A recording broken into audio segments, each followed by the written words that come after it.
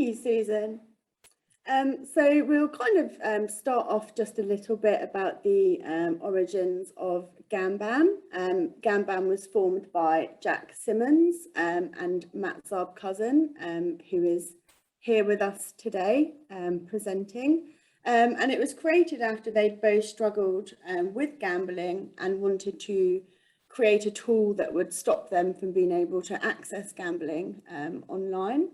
At the time in 2015, there weren't any products available like this that worked across different platforms and devices, and they wanted to create a product that would work across different operating systems.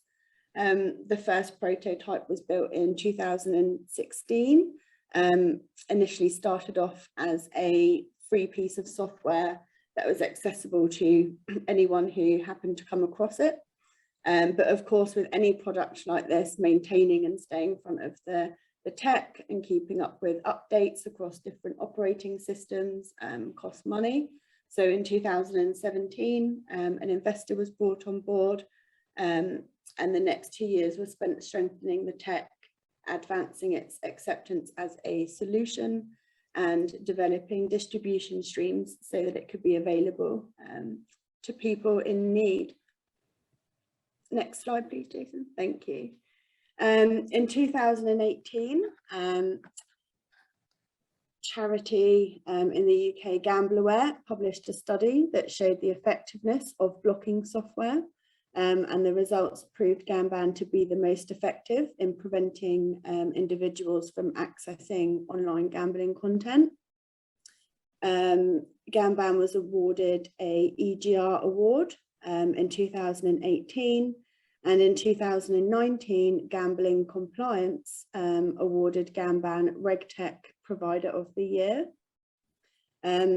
We make our software available to organisations to distribute, therefore making it free for the end user, and we are able to effectively plug in to self-exclusion schemes and other initiatives to strengthen the offering. As Susan said at the beginning, Gamban is free in the United Kingdom and also in Norway. So anybody in the United Kingdom and Norway is able to get Gamban protection for free. And we do this through underpinning self-exclusion schemes and working with other organisations in those jurisdictions. Multiple treatment providers in the US are distributing Gamban, including North Star Problem Gambling Alliance. So residents of Minnesota are able to access Gamban at no cost to themselves through contacting Susan.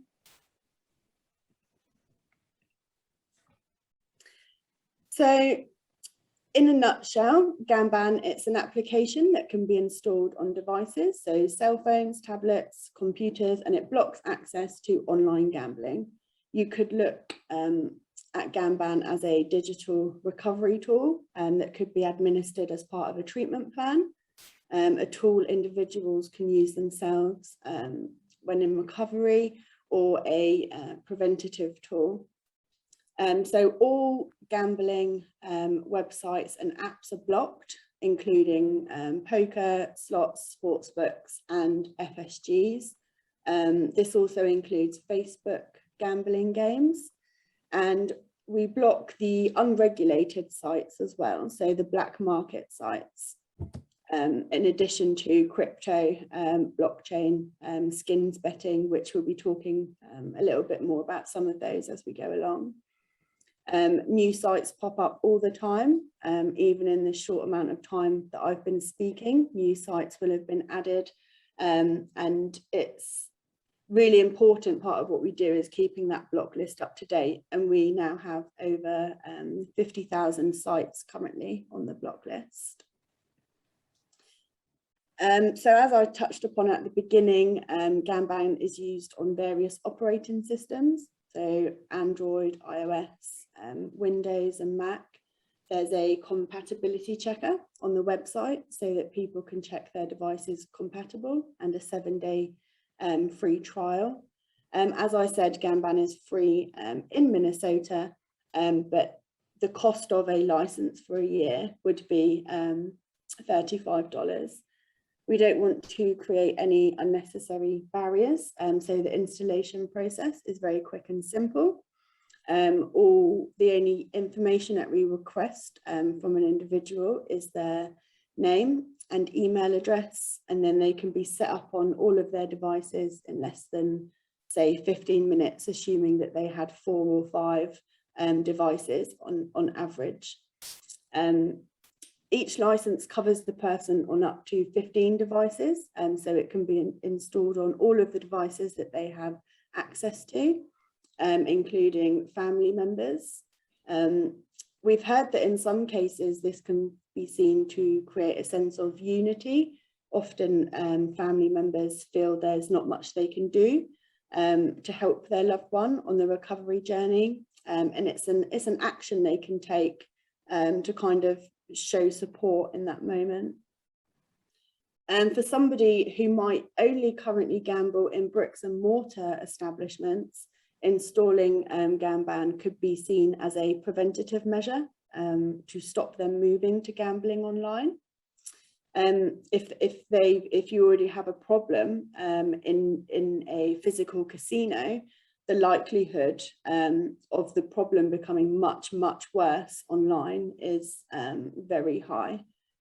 The last bit on the slide here is very important. Gamban is designed to be very difficult to circumvent or uninstall, but it's not intended to be a standalone solution. It's a barrier to access to online gambling, and it's a tool to be used along other help and resources, which we will go into a little bit more as we go along. Who needs Gamban? Somebody who has developed a problem gambling on the internet would benefit from Gamban. And also if somebody has self-excluded from a terrestrial casino, there's an increased risk that they will navigate towards online gambling. So that goes back to using the tool as that preventative measure.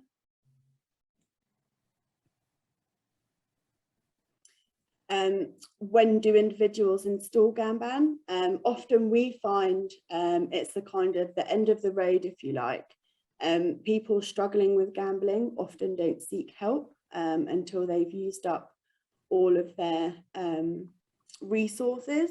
And in that moment, it's the critical window. So when an individual enters into this phase, they're often at their most vulnerable, and it's very important that they can gain access to help right away.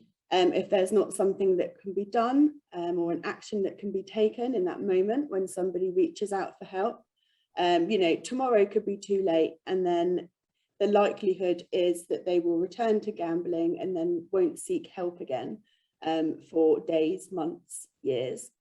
So it's really important at that stage to position resources like Gamban, and as I said, Gamban is installed very quickly and it can be done within minutes.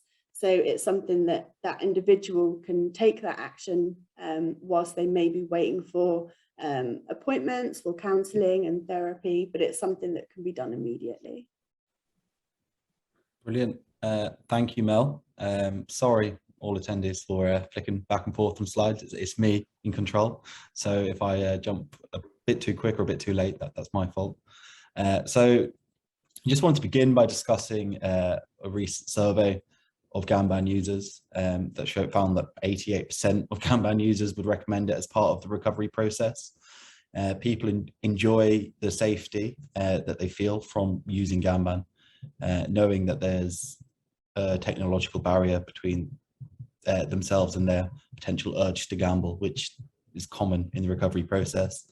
It gives a sense of relief and comfort to the individual, but also to their loved ones, people that have been previously affected by the gambling harm that's been suffered. 70% of people said that they felt Gamban helped them significantly reduce the amount of time they spent gambling online. and by kind of association, the time they spend thinking about gambling. It's important to create a space where they can develop more time in their lives to focus on their recovery and developing other healthier hobbies as they look to recover.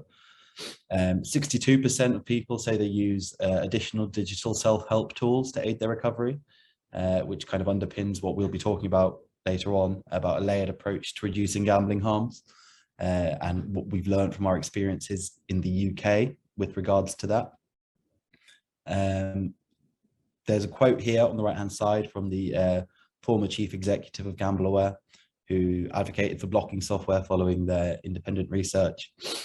He said that the evaluation gives them the confidence they needed to fund the use of this software for anyone who is referred to existing treatment services in the UK.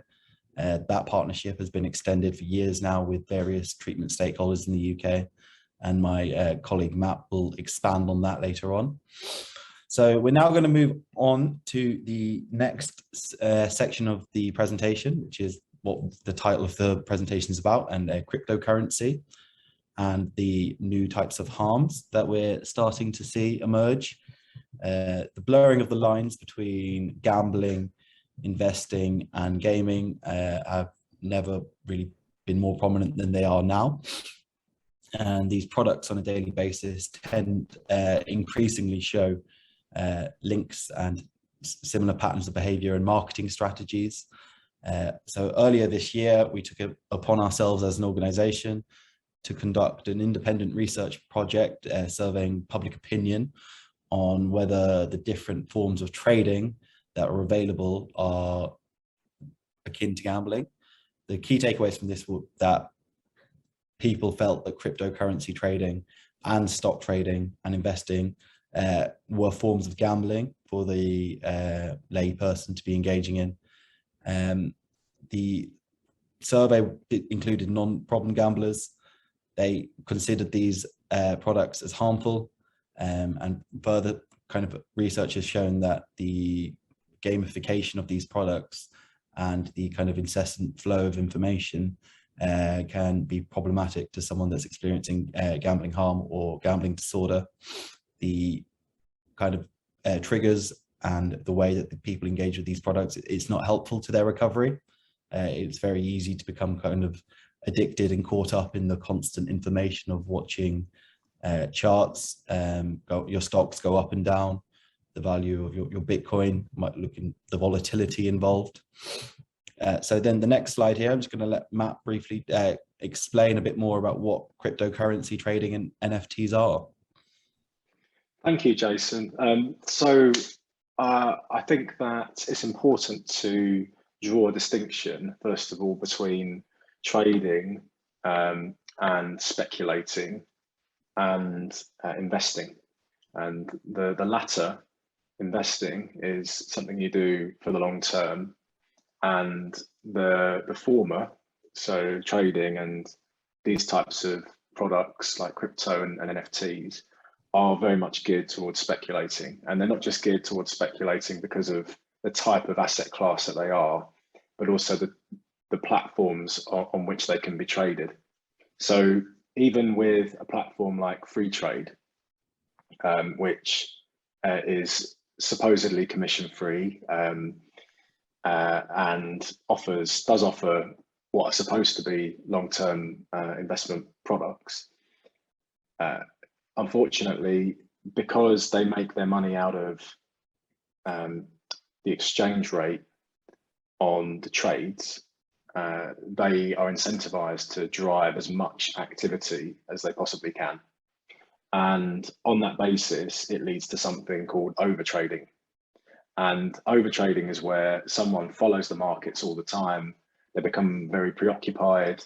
They are entering into a number of different transactions all of the time, changing their position, doing really the opposite to what you would consider to be good investment advice, which is to open a savings account, let a fund manager take care of it, and don't check it all the time, and just visit it every now and again if you want to just see how far you've got with saving.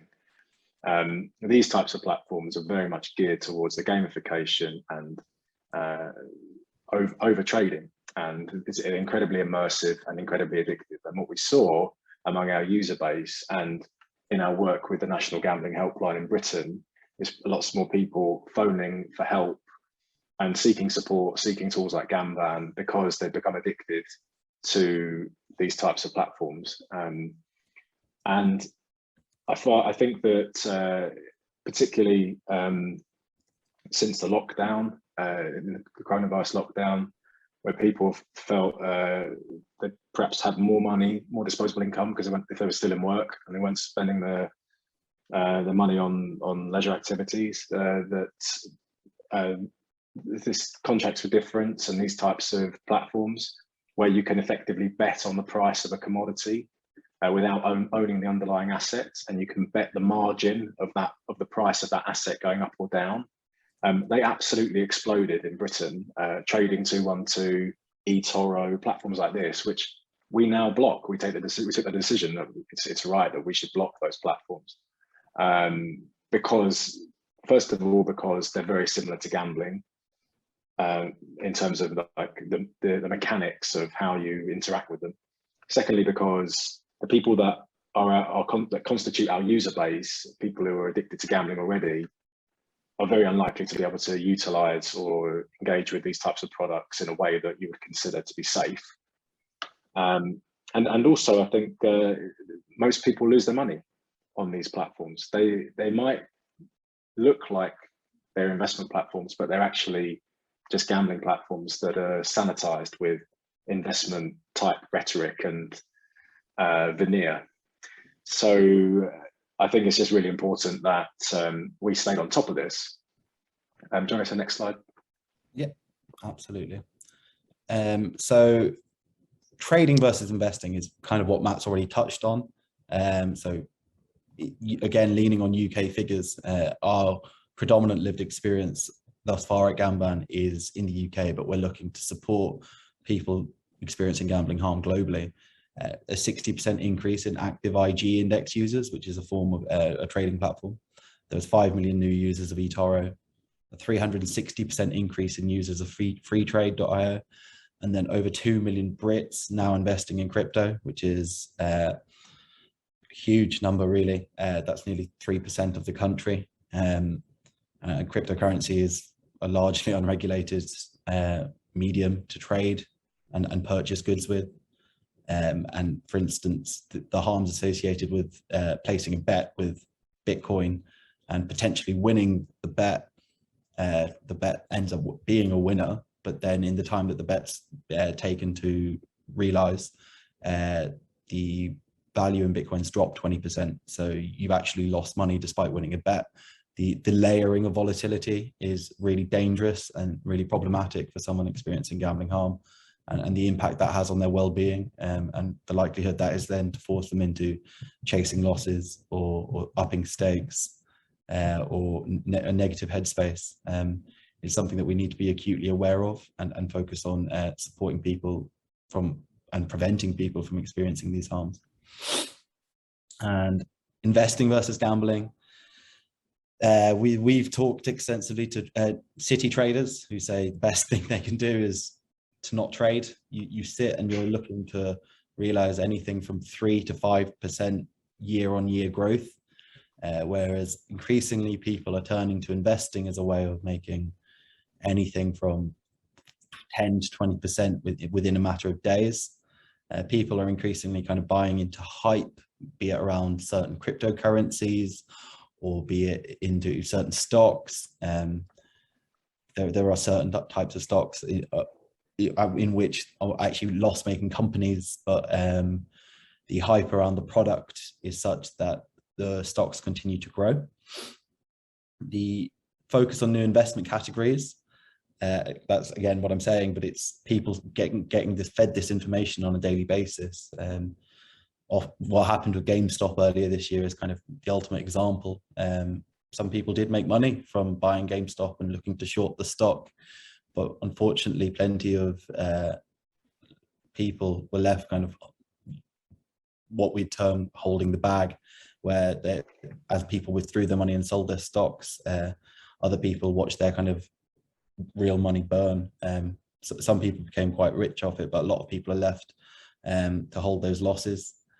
People that wouldn't have fully understood the nature of the product that they were buying into. There is a high likelihood of loss. This is a massively under-regulated area, and the lack of regulation brings lack of protection for people, but particularly for people with a predisposed gambling condition. So the final slide from me, we just wanted to talk about what Gamban does and doesn't block. So we do block, and again, Mel has touched on this earlier, but we can circulate this infographic following this if you do want to reach out to any of us. It's a handy kind of one-pager on what we do and don't block. So we block all forms of gambling, so be it sports betting or casino or online slots or poker or bingo. We also block social casinos, which are increasingly becoming a problem. NFTs, so non-fungible tokens, which is the purchasing of a digital asset online. So for example, this graph you're looking at, we could theoretically make into an NFT. You could still copy it and you could still use it, but I could be shown in the blockchain as the user, the owner of this NFT. However, again, it's a really highly unregulated market, and we're seeing increasingly NFT markets pop up for a few months and then suddenly disappear. So someone who's bought an NFT has nowhere to go, and their money is just kind of lost to the ether. It's there is a kind of a lot of risk and a lot of scams going on in this space. We don't currently block gambling adverts. Increasingly, those search engines are starting to let individuals turn off gambling adverts online. People are becoming aware of the harm of gambling advertising to people with a gambling addiction. We don't block sports information platforms, some of which do signpost to gambling, but because we block the gambling website themselves, so they won't then be able to use that gambling website. The reason we don't block sports information platforms is we don't want our product to infringe upon anything else in the user's life. We want them to be able to enjoy sports again. A lot of people that suffer from a gambling addiction can no longer watch sport without wanting to gamble, but that's not to say that they shouldn't be able to read about their favorite teams and watch their favorite matches. So we want them to be able to access that information and that content and begin to take control of their lives again and go back to what they enjoy. We also don't block loot boxes because they sit within games, and unfortunately we can't access to block certain parts within games, but we do kind of support individuals and always advocate for them to seek treatment and seek support for any conditions that might be affecting them. So I'm going to pass over once again now to my colleague Matt, who's going to talk about some of the work we've done in other jurisdictions, including the UK. Thanks, Jason. So Gamban is, as has been described in great detail, the device-based block, and what we advocate is that this is not a single silver bullet. It's not a one solution to gambling addiction. Obviously, we'd want people to use this product to build in a barrier between them and gambling online, and create a bit of space so they can seek treatment, but also to use Gamban in conjunction with other types of self-exclusion. So, for example, in the UK, there's something called GamStop, where you can sign up and it will exclude you from all regulated gambling sites and stop you signing up to them. And you might say, well, why do you need Gamban? Well, you need Gamban because there are ways around it, unfortunately, ways around everything. And like there's a way around Gamban, you buy a new device. And the point is, if you have as many layers in the way as possible, then when someone gets the craving, it's too difficult to circumvent everything. And so if you use Gamban in conjunction with GamStop in the UK, and you've got a bank account that offers a transaction block, most of them now in the UK offer this gambling transaction block, blocks by the merchant code. And if you want to switch that block off, it takes 48, 72 hours, depending on which bank. And that's an opt-in thing. So if you use all of those things together, it's takes a while sort of effort to get around it, particularly if you've got to buy a new device or whatever, find another device to gamble on that hasn't got gambling on it. So in that time, the craving subsides. It is very similar to a physiological addiction, and the cravings do pass. And obviously, if you're in treatment as well, so Gamban is free through the National Gambling Helpline in Britain. If you then register for treatment, then obviously people learn to develop their own coping strategies, and as you be aware of, very part of the treatment process is obviously to try to see gambling in a different way, from a lived experience perspective as well. So yeah, I think that's it for the layered approach, but that's the fundamentals of it. Great. And then Matt, if you don't mind just giving a bit of an update on where we're at with the UK. Obviously, we liberalised gambling about 15 years ago and are currently reviewing it, but our friends in the US are kind of going in the other direction and currently opening up the market. Yeah, so obviously we hope that other jurisdictions will learn from our mistakes. And in 2005, we liberalised gambling.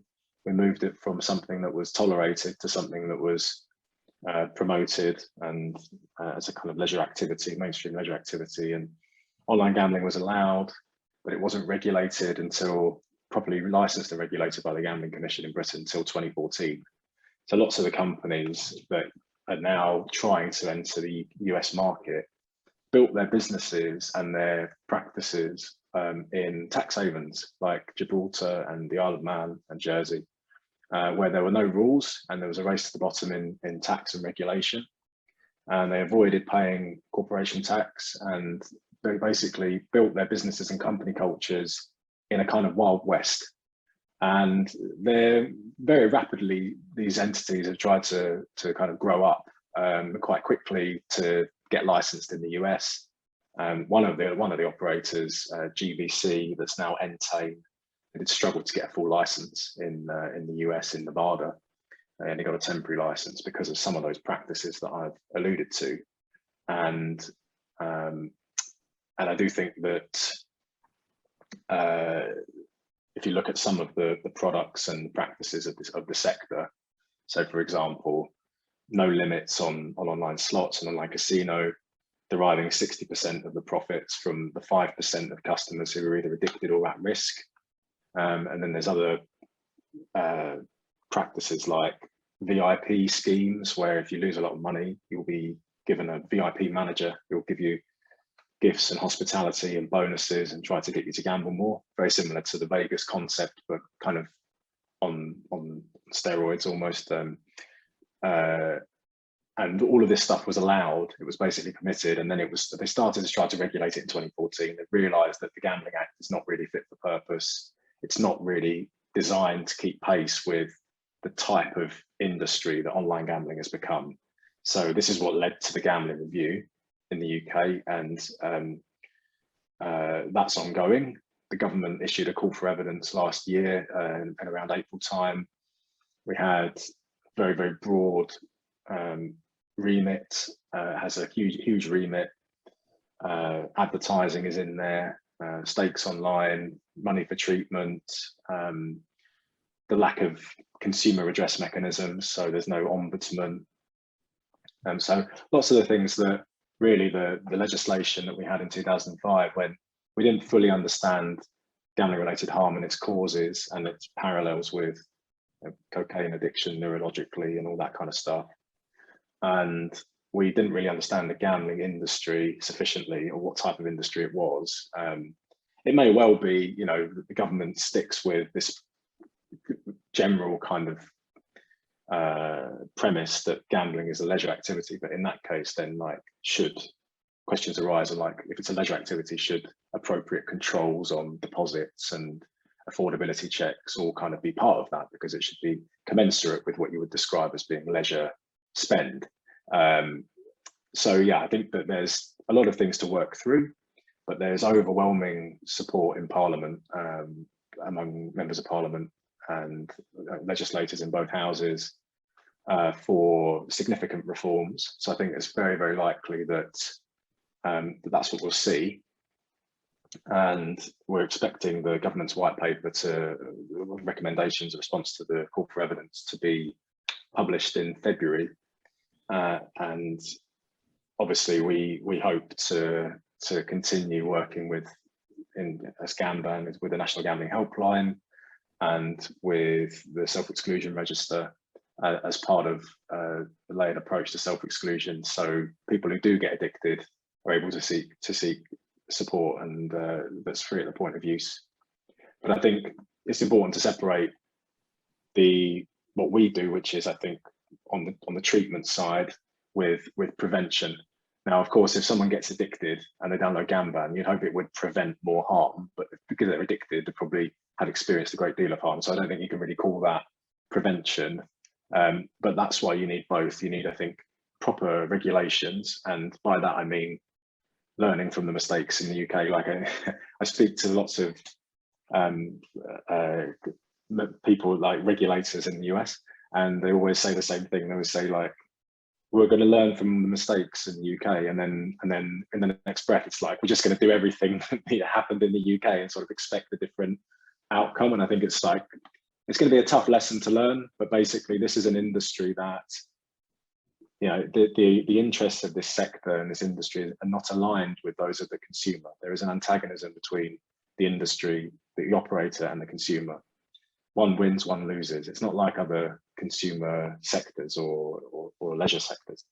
So you do need strong regulation to protect the interests of the consumer. And if you don't have that, I think if you leave it to market forces, if you don't have that degree of regulation and oversight, which we haven't had, so we've made a huge mistake in that regard, then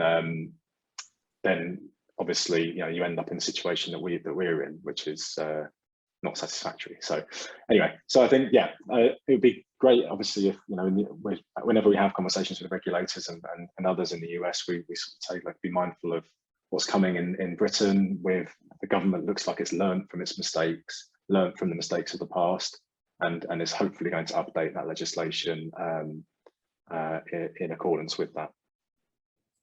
Great, thank you, Matt.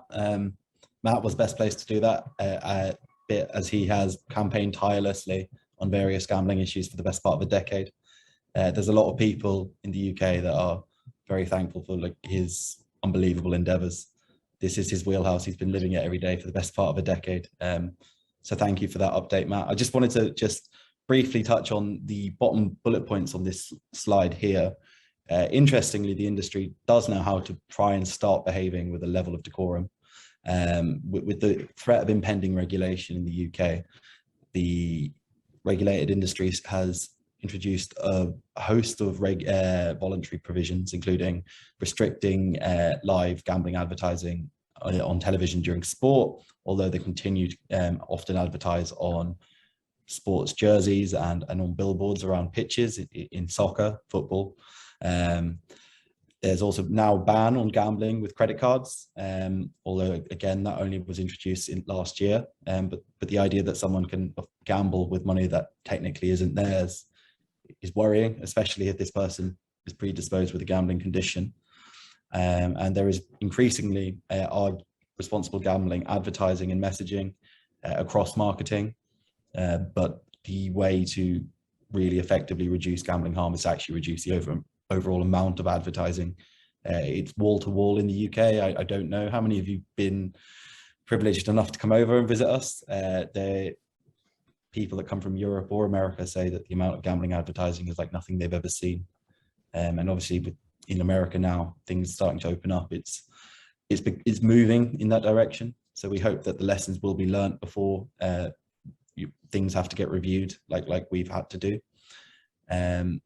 Yeah, again, this slide here is what Matt was talking about there in his brilliant bit on the work ongoing in the UK. So that is everything from our presentation. I believe there are some questions.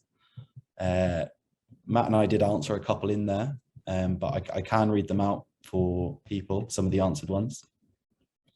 There was a question from Michael. Thanks for the question, Michael. He asked, how does GAMBAN treat Reddit forums and threads of other discussion boards for example, Wall Street Bets, which was obviously kind of central to the GameStop saga earlier this year. We don't currently block Wall Street Bets or Reddit sites because it would block access to the entirety of Reddit for a user, which is an unreasonable burden upon them. But we do then block every day trading app that they may be able to use or access. So it's about striking that balance. We might not be able to stop them from reading and taking in this information, but we can block their ability to act upon the consumption of that information in a negative way. There was a question also from Craig, who asked, does Gamban block services like FanDuel or DraftKings? Absolutely. We do block them. They're exactly the kind of thing that we exist to block. We're not trying to preach abstinence from gambling for everyone. We're trying to preach abstinence and recovery from those that have experienced or are prone to experiencing harm. And FanDuel and DraftKings, obviously two behemoths in America. Their long-standing role in DFS and now expansion into sports betting means they are two sites we do block. And then there are some open questions. Sorry. Jason, this is Susan. Can you tell us roughly, how many people are using Gamban worldwide? Because I know you have really been marketing it around.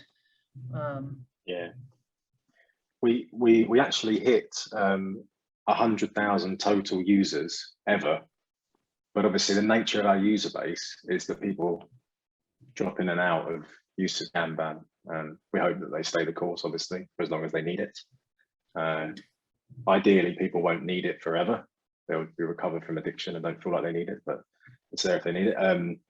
So active users is about 30,000, 35,000. So as I say, that's very fluid. And what would you say your pace is in adding new sites to block new sites? Is that something that occurs on a weekly basis, a monthly basis? What kind of pace are you seeing? Yeah, whenever they're found, and we'll add them straight away. And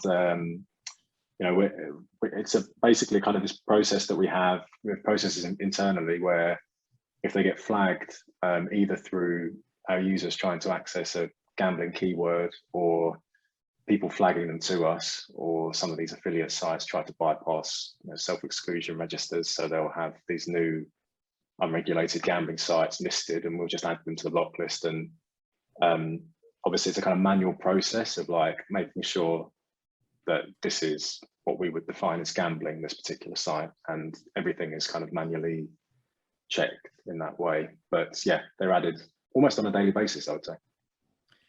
Yeah. Can you oh, go ahead, Jason. I was adding to that. It's pretty much daily something gets added, but it does always get checked. And we do want that human touch because people don't like it when apps extend beyond their reach. It's very important to us that our users, we serve our users in the way we promise them to it and not in any other unintended consequences. So the social casino games that can be found on Facebook and through Android apps and such, those are all blocked as well. Yeah. Okay. And I realize you said that loot boxes in and of themselves are not blocked, but if they're sent through a third party, you can block that. What advice would you give perhaps to parents who might be frustrated by their children asking for money to purchase loot boxes that may just be in-game purchases as opposed to true gambling? I think there's a lot of similarity. I mean, in the UK, the government's also reviewing loot boxes here, and one of the things that I've been pushing for, and I think it's fair to say we've been pushing for as a company, is to start regulating gambling, loot boxes as a form of gambling. I mean, the definition of gambling in Britain is, in the British legislation, is I think quite outdated. It's a wager for something of money's worth or for money. Whereas if you change that, modify that slightly to a wager for something of value, then you start to bring in, I think, a lot of these kind of new products which have, I think, a lot of gambling mechanics. So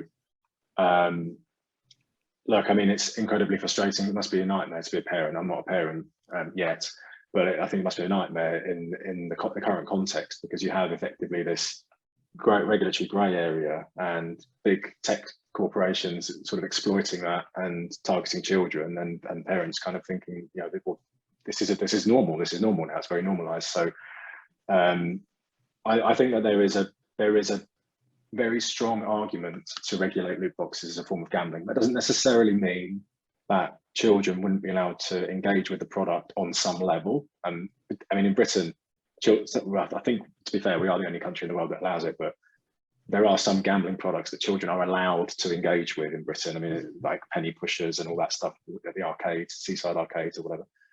But I think that if Britain makes that decision, again, I think it's something that the legislation hasn't kept pace with.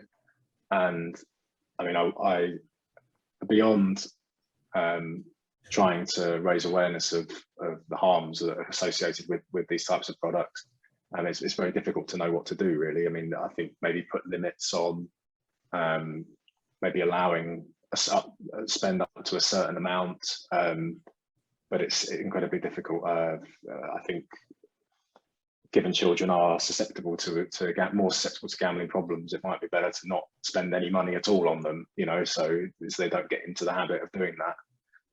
So it's incredibly difficult to know what to do. Yeah, and I think, you know, the whole kind of Robin Hood app movement towards gamification, right? We're seeing more and more of that. We were even offered an option to gamify this conference, which we declined to do. But it is becoming part of, you know, a kind of a normalizing behavior that you know, every place needs to provide some sort of, every space needs to provide some sort of entertainment, perhaps, or you know, to make it fun or supposedly more engaging than just the content that you're presenting in and of itself. What kind of things are you seeing in the UK around that kind of conversation, if any? Well, I think we've now got 2 dedicated NHS clinics set up for gaming addiction, where that are overrun. I think there is some debate around the perimeter of gambling regulation and financial services regulation, and where certain products fit within that paradigm. So I think, for example, like, we're in this sort of position in the UK where there are products like, as I mentioned, contracts for difference, which is like betting on the price of an asset going up or down, spread betting, which is similar concept. And then you've got things like Forex trading, which no retail investor should engage with if they want to make money, because it is gambling. If you ask even professional Forex traders, what do? They'll tell you that they're gamblers. So, you know, all of these things really, which you would think from a consumer's perspective might make more sense being regulated as a form of gambling. But at the same time, we've got hugely under-resourced gambling commission, a financial conduct authority that, again, hasn't the resources or the capacity and has tens of thousands of licensees. So I think that there is an argument to obviously, I think, increase the remit and the scope of the Gambling Commission and ensure it has the adequate resources to police some of this stuff as well. We had a product in the UK called Football Index, and obviously it's based on soccer. And basically the concept was you would buy shares in footballers, and the price of those shares would go up or down based on their performance. And that was because their performance was linked to payments of dividends, which were like winning a bet. So if they scored a goal or kept a clean sheet or whatever, they would get performance related dividends. And this product was effectively a form of a binary option, and it fell under the regulation of the Gambling Commission. But unfortunately, the Gambling Commission didn't regulate the part where people bought and sold the shares in the footballers. And unfortunately, the platform ran out of money. So it had to cut the dividends. None of the deposits were adequately ring-fenced. There weren't anything like capital controls or liquidity ratios or anything like that, which there should have been if there was proper FCA regulation. Platform went bankrupt. Everyone lost their money. Tens of thousands of people were cashing in their savings accounts to buy shares in footballers. Tens of thousands of people lost life-altering sums of money. And that is, I think, a brilliant example of how where products and platforms get caught in between financial services regulation and gambling regulation, and neither are willing to take responsibility or full responsibility, then you end up in this situation where you haven't got the consumer protection or the regulation that's adequate. And that's really, I think, dominated, or to a degree dominated, the discourse around gambling reform since its collapse last year. Yeah, I think, and of course, here in the States, every state regulates gambling, right? It's not a uniform regulation, which complicates things, especially at the borders, where people can, literally just cross the border and engage in something that one state has legalized and not in another. So it really does complicate the situation. But I think having a tool such as Gamban can really be an important piece of someone, minimizing the harm. And that's kind of what we're focusing on today, is ways in which we can minimize the harm for those that are engaged in gambling. And I would recommend that anyone who is engaging in gambling should, put Gamban on their electronic devices, and to really offer some protection that perhaps within your own state you're not getting that protection, the consumer protections that we've been talking about this morning. It's one piece of the puzzle, as you have described. I don't see any more questions. I've rattled through quite a few there. Yes, you have. Just trying to make sure that everyone gets their engagement. Jason. But I can read them out if you want, but they are there, and we encourage anyone who wants to talk to any of us. Melissa@gamban.com. Melissa's email is currently on screen. I'm Jason@gamban.com. Please do reach out. We want to talk, and we want people to understand our product and hopefully advocate for it, and we can one by one start supporting people on their recovery journey. Yeah, and we do offer it here in Minnesota. It is part of part of our programming. So it can be obtained through the helpline. It can be obtained by reaching out to us. Each of the treatment providers in the state have access to it as well, and can easily, let their clients have access to it. So we highly recommend that people use the tool.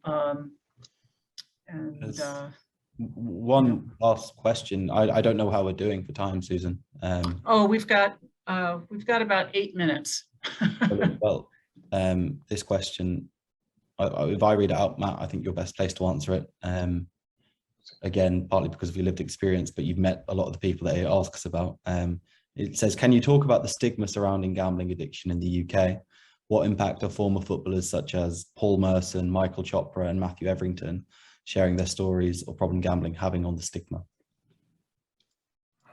Oh yeah, I think it's been really, really positive in the last few years, the developments. I think led by not just individuals like Paul, and I know Paul Merson. I've worked on the documentary that he put out recently, and I was on that as well. And he's obviously very early into his recovery again, because he relapsed in the lockdown, and it was very raw for him. But he was speaking so openly and passionately about it, and he appeared on Breakfast TV, and he was it's incredibly emotional, actually. Like he was reduced to tears, really, and I think elicited a lot of sympathy from the general public. And I think there is definitely a shift, like an understanding that this is not an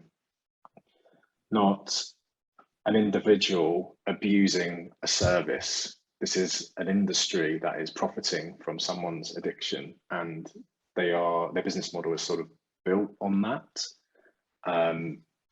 And that's what's driving the majority of the revenue. It's people like Paul. And I think the documentary was like really, I mean, it had a few million viewers, and it was quite impactful in that respect in the UK context. And people could see kind of the practices that the industry engages in, and the data that they hold on consumers, and how they target different types of individuals and profiles that they build of individuals with different types of marketing, and how they categorize different gamblers. So so someone who provided the data to the program was categorized as win back.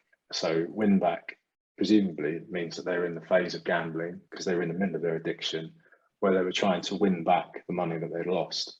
And the gambling companies knew all about them and their behaviors, and they held like 90 different data points on this person, and they hold data on like their background, how much money they're likely to be earning, how much money they owe, the debts, and where they live, and everything, really, like to try to build a profile of that individual, to try to extract as much as they possibly can from them. So I think it is something that I think the individuals they've definitely helped to tackle the stigma, like particularly the ex-footballers.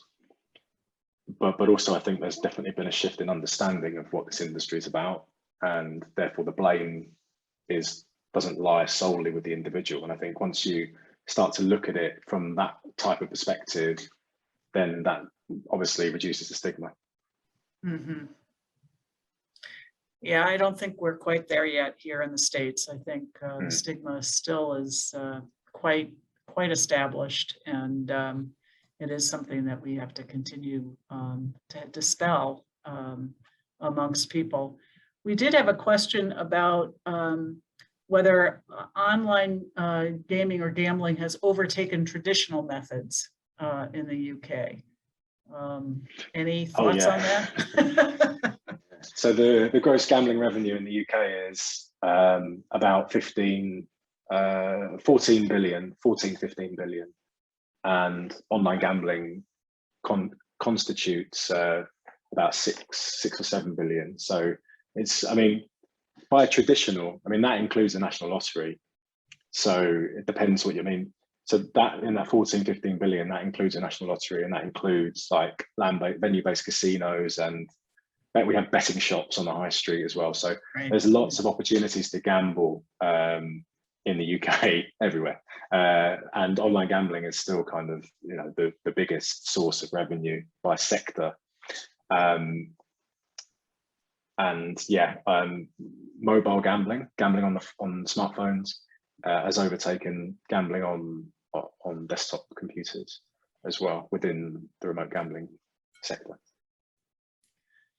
Yeah, and I'm sure the pandemic didn't help at all here or anywhere for that matter, because having just that device right at your disposal makes it so easy to place those bets.